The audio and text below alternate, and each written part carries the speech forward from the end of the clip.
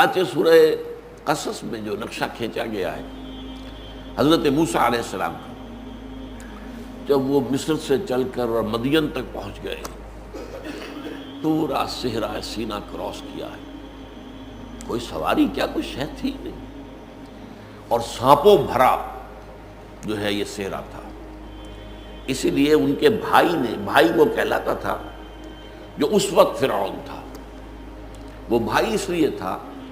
کہ جو پرانا فرعون تھا وہ بھی زندہ تھا، لیکن اس نے ایبڈیکیٹ کر دیا تھا، اپنا تخت جو ہے اپنے بیٹے کے حوالے کر دیا تھا، وہ زندہ تھا۔ اس کے زمانے میں حضرت موسیٰ علیہ السلام کو گود لے لیا گیا کہ اس لیے کہ وہ بے اولاد تھا، اور جب وہ نیل میں سے حضرت موسیٰ کا وہ صندوقچہ برآمد ہوا ہے جس میں کہ ان کی والدہ نے اللہ کے حکم کے تحت انہیں ڈال کر اور نیل کے اندر بہا دیا تھا،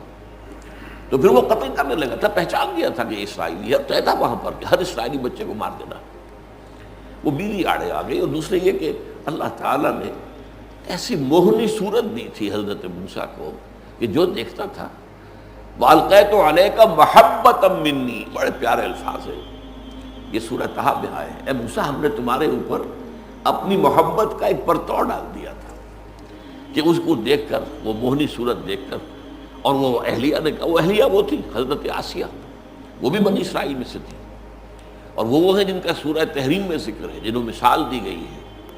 کہ اللہ تعالیٰ نے مثال دی ہے اہل ایمان عورتوں کے لیے، آسیہ کی، امرأۃ فرعون۔ اب ظاہر بات ہے، بادشاہ تھا، اس نے جس کو چاہا اپنی ریت میں سے اپنے گھر میں ڈال لیا، اور ان دونوں کے مابین بڑی الفت تھی، فرعون کے اور آسیہ علیہ السلام۔ انہوں نے کہا مت قتل لگ، لا تقتلوہ قرۃ عین لی ولک، دیکھو یہ میرے اور تمہاری آنکھوں کی ٹھنڈک رہے گا تو ہم اسے شاید بیٹا ہی بنا لیں، ہمارے ہاں بیٹا نہیں ہے۔ باہر وہاں محل میں پلے، اس کے بعد فرعون کے بھی بیٹا ہو گیا، اب یہ دو گویا کہ دو بھائی ہو گئے، تو بھائیوں کی طرح پرورش پائی۔ اس کے بعد فرعون نے تخت چھوڑ دیا، تو اب یہ بھائی جو تھا، جو اس طریقے سے بنا ہوا بھائی تھا، وہ تخت پر تھا۔ اور ہمارا قرآن مجید کا بیان تو اور ہے کہ حضرت موسیٰ علیہ السلام خود جب انہیں ایک مخبر نے یہ خبر دی کہ اے موسیٰ تمہارے قتل کے مشورے ہو رہے ہیں، ان الملأ یأتمرون بک لیقتلوک، تو بھاگ جاؤ یہاں سے، میں تمہیں نصیحت کرتا ہوں جان بچاؤ اور یہاں سے چلے جاؤ۔ تو حضرت موسیٰ چھوڑ کر مصر کو اور صحرائے سینا کی طرف گئے، اور پھر پورا سینا کراس کیا۔ لیکن 10 کمانڈمنٹس کے نام سے جو پکچر بنائی گئی ہے یورپ میں، وہ تورات کے بیان پر ہے۔ ظاہر بات ہے کہ وہ تو تورات کو مانتے ہیں نا، تورات کے اور قرآن کے بیان میں تھوڑا تھوڑا فرق ہے۔ تو اس میں یہ ہے کہ اسی چھوٹے بھائی نے، فرعون نے اپنے چیریٹ میں، وہ جو ان کا ہوتا تھا سواری، ان کو سوار کرایا ہے اور لا کر صحرا کے کنارے چھوڑ دیا ہے، اور بڑی نفرت کے ساتھ کہا ہے جاؤ اب سانپوں پر نبوت کرو۔ اب تمہاری نبوت جو ہے وہ انسانوں پر نہیں، یہ صحرا کے اندر جو سانپ ہے ان پر جاؤ نبوت۔ بہرحال اب وہ سارے صحرا کو عبور کر کے پہنچے ہیں، اور مدین کے پانی کے کنویں کے اوپر جا کر آپ نے وہ واقعہ پڑھا ہوگا، تھکا ٹوٹا آدمی، بھوکا اور پیاس سے لمبا سفر۔ اب وہ وہاں انہوں نے دیکھا کہ 2 لڑکیاں کھڑی ہوئی ہیں، اپنے ریوڑ کو روک رہی ہیں، وہ بھیڑیں بکریاں دوڑتی ہیں پانی کی طرف،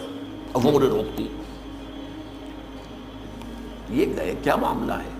آپ کیوں نہیں پانی پلاتے؟ انہوں نے کہا کہ ہمارے والد بوڑھے ہیں، اور یہ جو چرواہے ہیں یہ سخت دل ہیں، یہ ہمیں روکتے ہیں، تو جب تک یہ اپنی بھیڑوں کو، اپنے ریوڑوں کو پانی پلا کر نہ چلے جائیں ہم نہیں پلا سکتے۔ حضرت موسیٰ جلالی مزاج کے آدمی تھے، گئے اور ان کو ایک کو ادھر مارا، ایک کو ادھر مارا، ہٹایا، اور پھر پانی کھینچ کر کنویں سے ان کو پلایا۔ اب وہ چلی گئی ریوڑ لے کر، اپنے والد کو بتایا۔ اب والد کا پیغام لے کر جب آئی ہیں ان میں سے ایک، اس کے لیے قرآن میں الفاظ، اس کے لیے میں نے سارا واقعہ ہی آپ کو سنایا ہے۔ حضرت موسیٰ کی حالت اس وقت کیا تھی؟ ان کو پانی پلا کر پھر جا کر ایک درخت کے نیچے بیٹھ گئے، جو دعا انہوں نے اس وقت مانگی ہے، رب انی لما انزلت الی من خیر فقیر، اے اللہ میں تو تیری ہر اس خیر اور خیرات کا مستحق ہوں جو تو میری جھولی میں ڈال دے۔ یہ فقر کی انتہا ہوتی ہے۔ ایک فقیر ہوتا ہے وہ کہتا مجھے روپیہ ہی لینا ہے، میں نے 5 روپے لینے ہیں، نخرہ کرتا ہے، اور ایک جوڑ ڈال دے، ڈھیلا ڈال دے میری جھولی میں، تو میں اس کا بھی محتاج ہوں، میرے پاس تو کچھ ہے ہی نہیں، میرا کوئی جاننے والا نہیں، پہچاننے والا نہیں، اس ایک اجنبی جگہ پر میں آ گیا ہوں، میرے پاس کوئی ذریعہ نہیں۔ رب انی لما انزلت الی من خیر فقیر، ہر شے کا فقیر۔ اس وقت وہ لڑکی ایک آئی ہے، فجاءہ احداہما علی استحیاء فقال ان ابی یدعوک، آئی ان دونوں میں سے ایک لڑکی حیا کے ساتھ چلتی ہوئی۔ اب یہ چلنے میں بھی عورت کی حیا ہے۔ حیا جو ہے